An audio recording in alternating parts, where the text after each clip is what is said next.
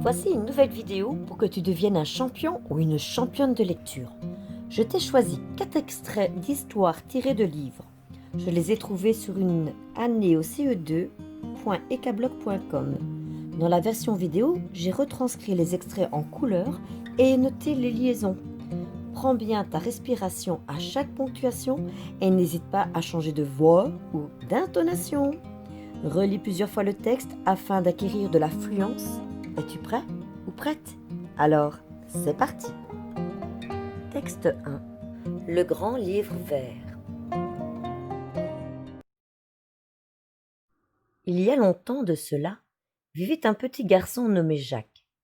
Il habitait une maison au milieu des champs avec son oncle, sa tante et un gros chien qui chassait les lapins. Les parents de Jacques étaient morts, et son oncle et sa tante ne se montraient pas vraiment gentils avec lui.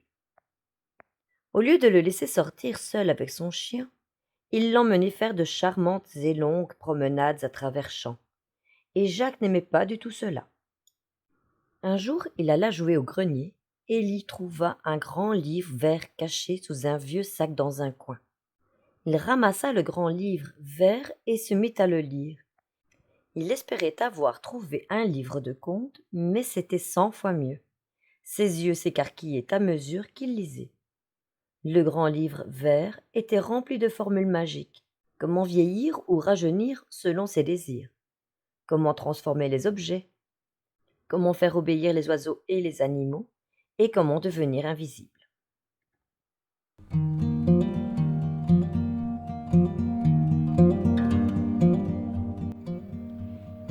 Texte 2.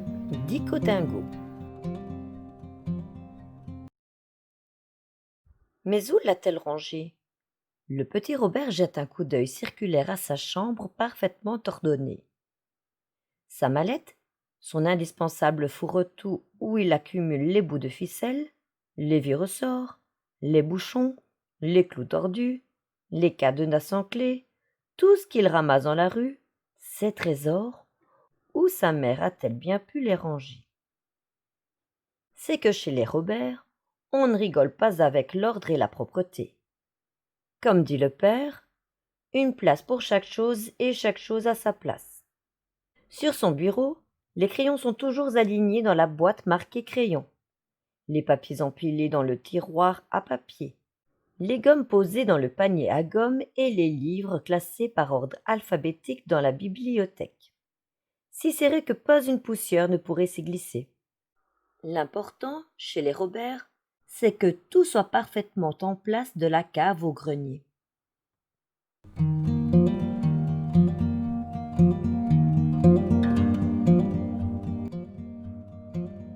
Texte 3. Fifi Brin d'Acier. À la limite de la toute petite ville, il y avait un vieux jardin envahi par les mauvaises herbes. Une vieille maison se trouvait dans ce jardin, et c'est dans cette maison que vivait Fifi Brin d'Acier. Elle avait 9 ans, et elle y vivait toute seule sans papa ni maman. À côté de la ville drôle de repos, il y avait un autre jardin avec une autre maison. Dans cette maison vivaient un papa, une maman et leurs 2 charmants enfants, un garçon et une fille, Tommy et Annika. C'étaient 2 enfants très gentils, obéissants et bien élevés. Tommy ne se rongeait jamais les ongles, il était toujours bien peigné et faisait presque toujours ce que maman lui disait. Annika ne rouspétait jamais quand elle était contrariée, et elle faisait toujours attention à ne pas salir ses vêtements fraîchement repassés. Tommy et Annika jouaient gentiment dans leur jardin, mais ils regrettaient souvent de ne pas avoir de petits camarades.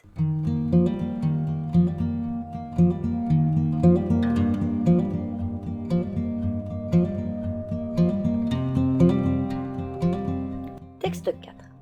Fantastique Maître Renard.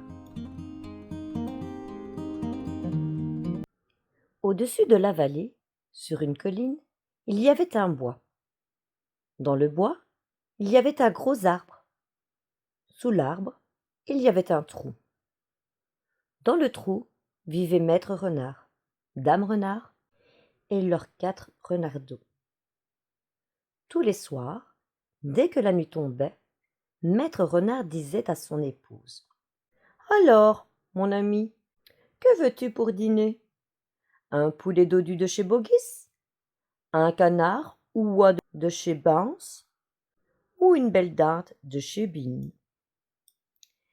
Et lorsque Dame Renard lui avait dit ce qu'elle voulait, Maître Renard se faufilait vers la vallée, dans la nuit noire, et se servait. Bogis, Bance et Bine savaient très bien ce qui se passait, et cela les rendait fous de rage. Ils n'étaient pas hommes à faire des cadeaux. Ils aimaient encore moins être volés.